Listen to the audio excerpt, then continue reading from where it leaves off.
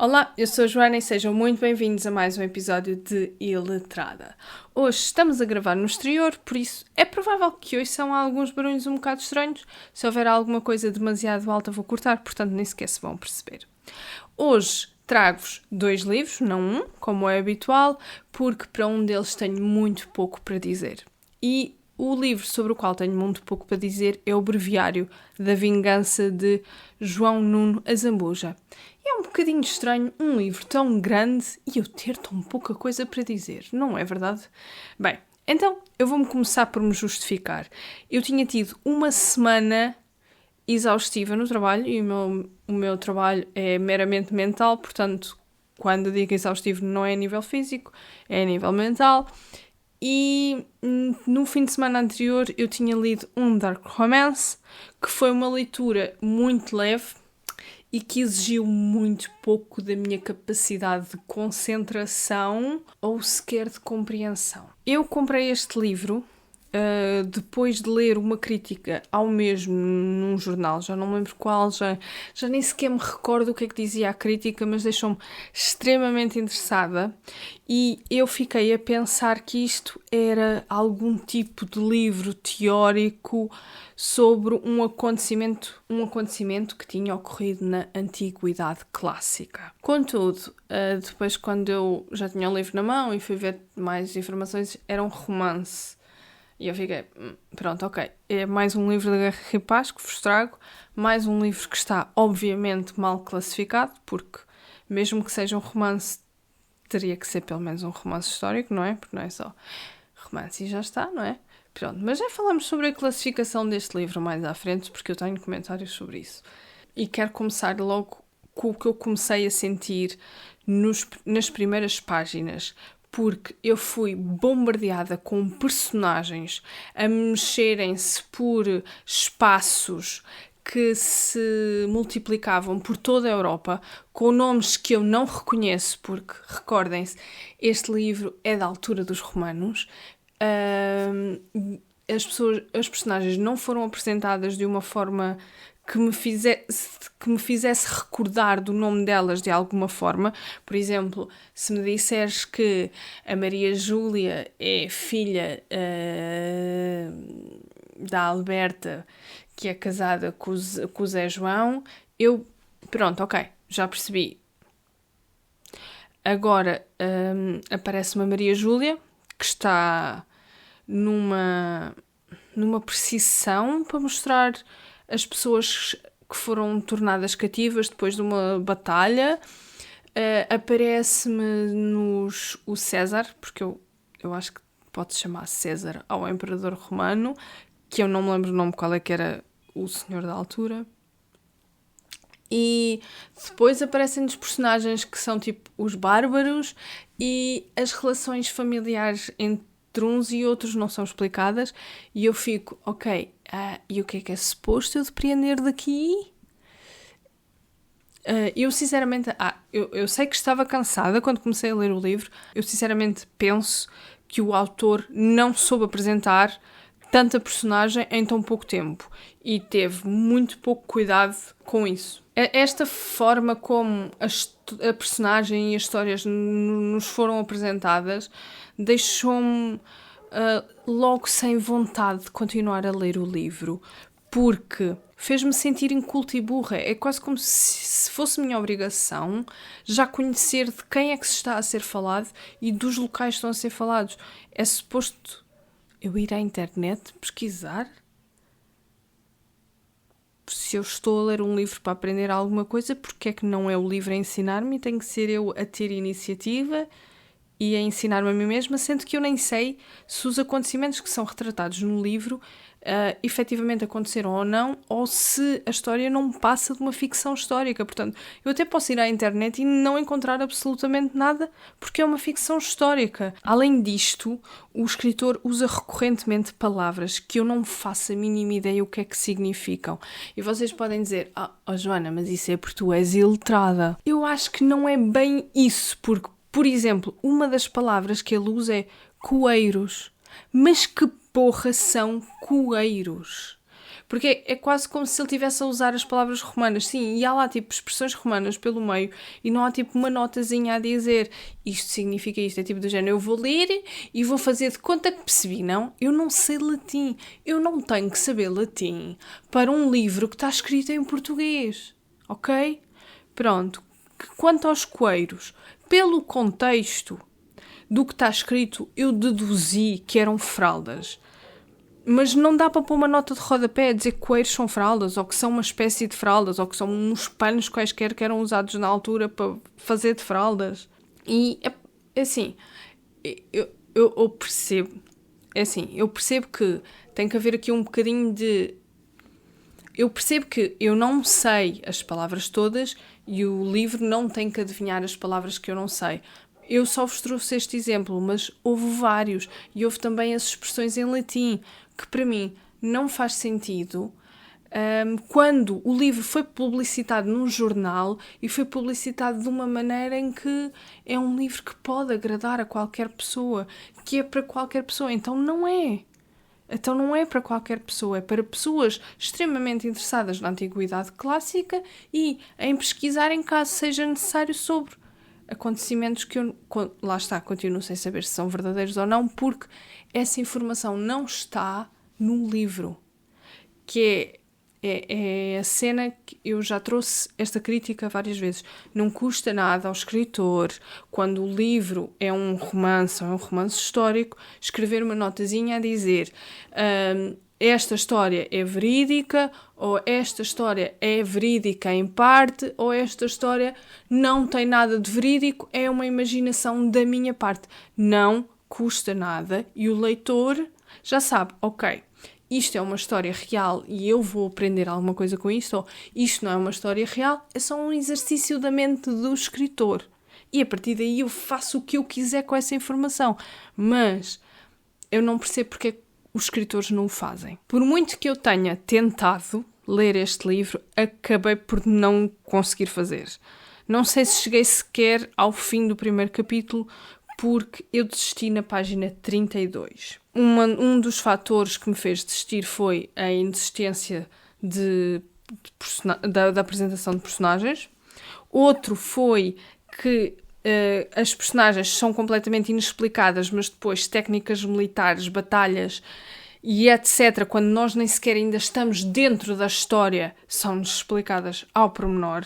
Eu não me interessa de estratégias militares romanas. Sabem porquê? Porque mesmo que eu tenha que algum dia ir à guerra, não as vale a pena aplicar porque não me vão ser vantajosas, ok? Boa. Este livro não tem uma linha temporal coerente, existem saltos no tempo que ocorrem sem que exista qualquer informação da parte do escritor. Por exemplo, é comum num livro de fantasia termos um capítulo e um desenhozinho quando há um salto temporal ou uma alteração de capítulo. E aqui passa de um parágrafo para o outro e olha, nem sabes, estamos há 10 anos atrás. E isso não está lá essa indicação. Há 10 anos atrás, é tipo do género, ok, então esta personagem era miudinha, então isto aconteceu lá atrás. Então, mas se aconteceu lá atrás, porque é que estamos a falar disto agora? Vamos resumir o que eu tenho para dizer. Eu percebi que não sou o público-alvo deste livro. Pronto, ok, tudo bem. De qualquer forma, deixa nota que não deviam de identificar este livro como um romance quando não é. Como eu já disse, a Guerra e Paz obviamente não sabe identificar livros, porque é o segundo livro que leio deles. Identificaram-no também como romance e, adivinha, também não era um romance. Na minha opinião, a classificação que podiam dar a este livro seria um drama histórico, mas eu percebo que vocês escrevem romance em vez de drama histórico, porque quem aqui ia comprar um drama histórico, não é? Mas a verdade é que se o livro estivesse bem classificado e a promoção fosse fidedigna em relação ao conteúdo do livro, não haveria pessoas como eu que compram o livro ao engano e que vão acabar por nunca o ler. Nota para mim do futuro, acrescentar à lista que tem não comprar livros no BookTok, não comprar livros indicados em artigos de jornal. E começa a ser muito difícil de encontrar sítios com boas sugestões de livros para ler. Este é o livro ao qual vamos dar hate hoje. Porque o próximo livro que vos vou falar é A Cidade Impura de André Miller, que foi um livro que só consegui pegar nele uma semana depois de ter pegado no anterior. Não me apetecia nada deste género, porque este livro também é um romance histórico. Apetecia-me uma fantasia, mas como não tinha nada na TBR do género, acabei por pegar no livro que estava há mais tempo na estante e pelo qual a capa me despertava menos interesse. Este livro está classificado como romance histórico e na contracapa é-nos logo dito que é ficcional. Portanto, se uns podem fazer isto, porque é que não podem fazer outros? Não é verdade, João Nuno? Tal como o livro anterior, este também tinha muitas personagens, mas em momento algum me senti perdida, porque as personagens foram apresentadas uma a uma, explicando os laços de união entre si, ou com a própria história. Este livro, tal como o anterior, é denso, no sentido em que tem várias camadas. Está dividido por capítulos e partes, sendo que há uma mudança de uma parte para outra, sempre que a personagem principal evolui ou passa por um evento, vamos nos chamar, peculiar. A história, que não é contada na primeira pessoa, tal como o são todos os bons livros, começa por nos apresentar um jovem e ingênuo engenheiro. E estas 3 palavras seguidas são muito difíceis de dizer. Então, a nossa personagem principal é o Gene, e eu digo já que acho que digo mal o nome dele, porque eu digo Gene com um toquezinho de inglês, sendo que a personagem é da Normandia e que a Normandia chegou a ser território inglês, e acho que eles até falam tipo um francês um bocadinho diferente, posso estar enganada. Eu não sei se é assim que se diz o nome desta personagem ou não, porque a história acaba por se passar em Paris. E então, aqui ao nosso Gene é entregue uma tarefa megalómane. Tem que destruir o maior cemitério de Paris. E com destruir significa retirar de lá todas as sepulturas, sendo que existem inúmeras valas comuns, ossários, uma espécie de jazigos. Dentro da capela há pessoas enterradas e tem que destruir a própria capela também. Eu vou tentar não entrar em detalhe na história e apenas naquilo que me fez sentir, porque este livro é mesmo muito bom e eu não quero de forma nenhuma vos dar spoiler do conteúdo do livro, porque espero que o possam vir a ler, ou pelo menos dar-lhe aqui uma oportunidade. Portanto, falando sobre o que me fez sentir e o que me fez pensar, vou começar por evitar o assunto óbvio, o confronto com a ideia da morte, que, na verdade, é algo que evitamos todos os dias. Portanto, vou-vos situar no tempo. Estamos no reinado de Dom Luís XIV. Como já referi, a destruição do cemitério é uma obra grandiosa, não no sentido de é uma espécie de uma catedral de Barcelona, não, nada disso, mas no sentido em que há inúmeras valas comuns para escavar, caixões para tirar do interior da terra, corpos que são encontrados ainda por se decompor e outros que são apenas pó. Como disse, não vou falar de morte ainda. Para este trabalho a que o Gene se propôs, não existe nenhuma outra tecnologia além da força braçal. O trabalho, feito por homens que eram mineiros experientes, é-nos descrito com pormenor o suficiente para nos fazer pensar como é que é possível alguém suportar aquilo. Mas poupa-nos a pormenores que possam ir longe demais e que nos deixem doentes.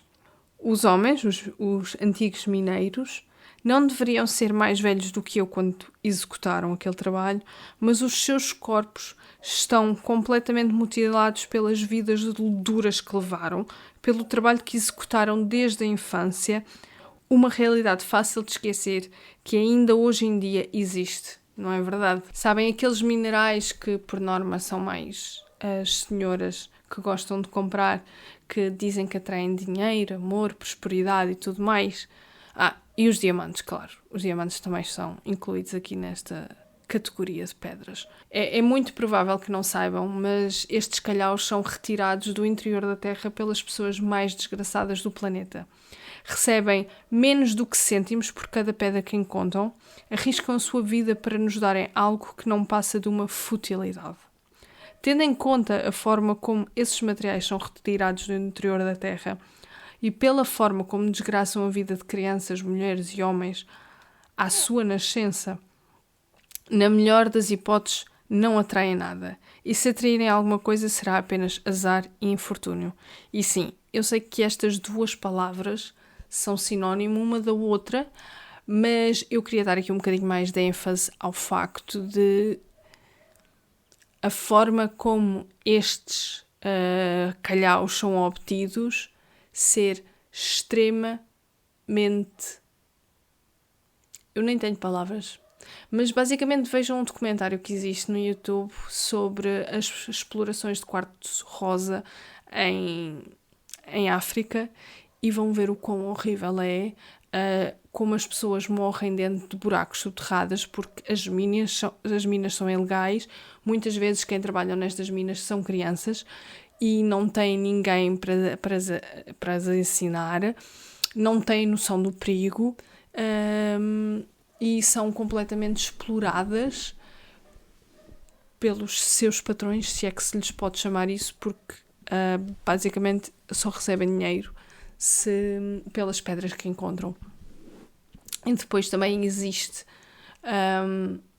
outro mercado, que também eu já vi um documentário sobre isso, que é das pedreiras de ouro e de diamantes que são abandonadas. A quantidade de pessoas que peneiram toda a terra que já foi peneirada por grandes companhias em busca do mais pequeno do mais pequeno calhau que lhes possa dar algum dinheiro para comer. É tão triste, tão desolador ver aquelas imagens que eu aconselho-vos a ver antes, se forem pessoas que gostam dessas coisinhas, antes de voltarem a comprar essas pedrinhas que atraem isto e atraem aquilo e atraem outra coisa. Depois, o livro proporciona-nos um choque muito semelhante ao encontro do Titanic contra o iceberg no que toca ao amor. A percepção de amor mudou muito. Tivemos que mudar o nosso setup porque o cão do vizinho decidiu ladrar desalmadamente e penso que vocês poderão ouvir nos minutos anteriores a este o cãozito. Portanto, quanto ao livro, depois... o que é que eu estava a falar? Estava a falar das pedras do YouTube. O que é que eu falei antes disso? Dos mineiros, do trabalho duro que têm, que tiveram que executar em toda a sua vida, que é uma realidade que efetivamente existia naquela altura. Portanto, depois deste confronto com a ideia de que existiam vidas completamente desoladoras e completamente insuportáveis pelos trabalhos que tinham que ser executados, o livro dá-nos outro choque, muito semelhante ao encontro do Titanic contra o iceberg, no que toca ao amor. A percepção de amor mudou muito de gerações anteriores para a nossa, e aqui o autor é muito fidedigno ao que eu acredito que fosse o século XVIII. E o amor não existe. O homem precisa de algo que a mulher lhe pode dar e vice-versa. É um acordo. Não tem que existir atração física ou borboletas na barriga ou o que quer que seja que hoje em dia identifiquemos como amor. 1 ou 2 interesses em comum para terem o que falar ao serão é suficiente.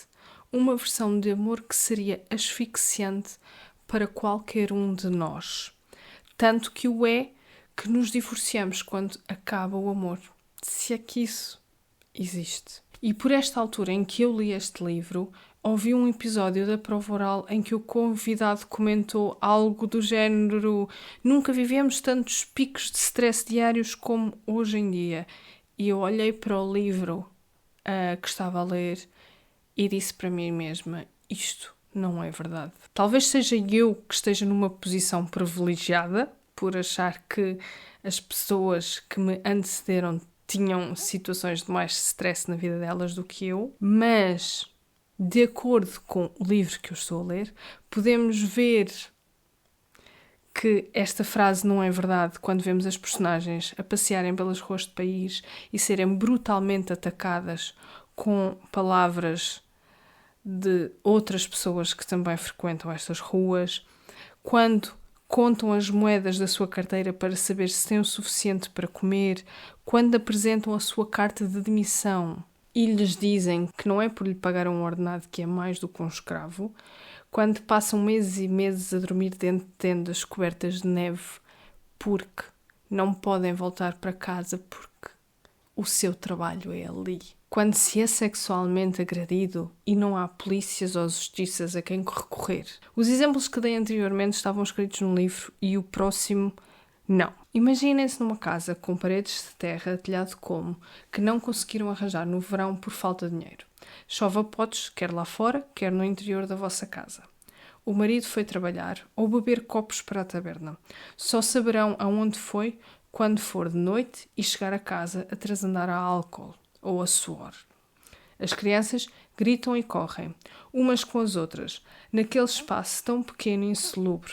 As roupas estão tão imundas como tudo o resto. A lenha que queima na lareira deita um fumo que vos sufoca. Está demasiado molhada porque não há sítio seco onde a guardar. O mais pequeno está deitado num cesto de vime. Grita a plenos pulmões. A mãe já não tem leite no peito para o alimentar. E o caldo que prepara, feito de couves meio podres, às quais acrescentou um pouco de tocinho, tão pequeno que a gordura que boia na água não é do tocinho, mas da sujidade da panela que lhe é inerente. Se isto não é uma situação de stress extremo que se repetia por dias a fio, então uma pitadela no trânsito também não é. Um chefe abusivo também não é. Um apagão a nível ibérico de causas desconhecidas também não é. E não falo das questões de violência doméstica que eram bem mais recorrentes do que hoje em dia, apesar de podermos acreditar no contrário. Regressando ao livro, estes faz-nos pensar numa data de outras questões, mas vou terminar com a que evitei no início deste episódio. A morte. Todos os que ouvirem este episódio, um dia, mais cedo ou mais tarde, vão deparar-se com a própria morte. Como um senhor que recordo com emoção dizia, ainda bem que ninguém sabe o dia da sua partida. A única bênção que temos na vida, acrescentaria eu. Eu penso muito na minha própria morte, quase com tanta frequência como penso na morte de outras pessoas. Pelo que não me foi difícil ler os relatos das ossadas que já não pertenciam a ninguém, no sentido em que não se sabia sequer o nome da pessoa a quem chegaram a fazer parte. Eu estou numa idade em que penso que já compreendi a morte. Quando se morre jovem demais, é uma tragédia para todos os que conheciam aquela pessoa. Como poderão continuar a sua vida depois daquela partida? Mas a verdade é que toda a gente continua. O mundo não para de girar por ninguém, a dor fica, a saudade adensa-se, sentimos mais a sua falta do que seria de esperar.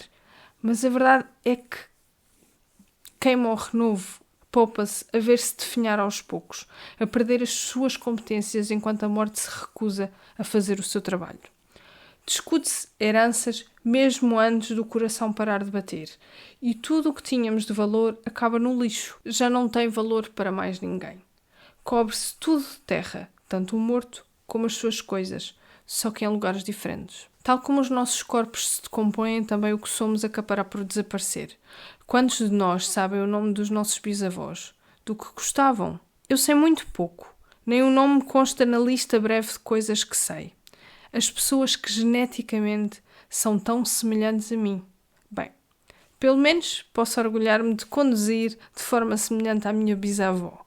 Descuidada e perigosa. Ainda assim, não sei sequer onde estão sepultados, se é que existe alguma sepultura, se é que existe ainda alguma coisa deles. O que é que nos pode levar a crer que o nosso fim será diferente do que foi os nossos bisavós?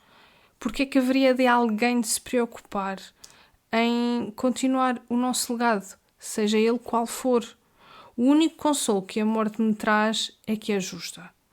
Igual para todos, independentemente da forma como viveram ou de quem foram, tal como a frase que embeleza a entrada da Capela dos Ossos em Évora. Aqui nós ossos estamos, pelos vossos esperamos. E eu digo isto de cor, portanto pode não ser exatamente assim, mas é a mensagem que passa.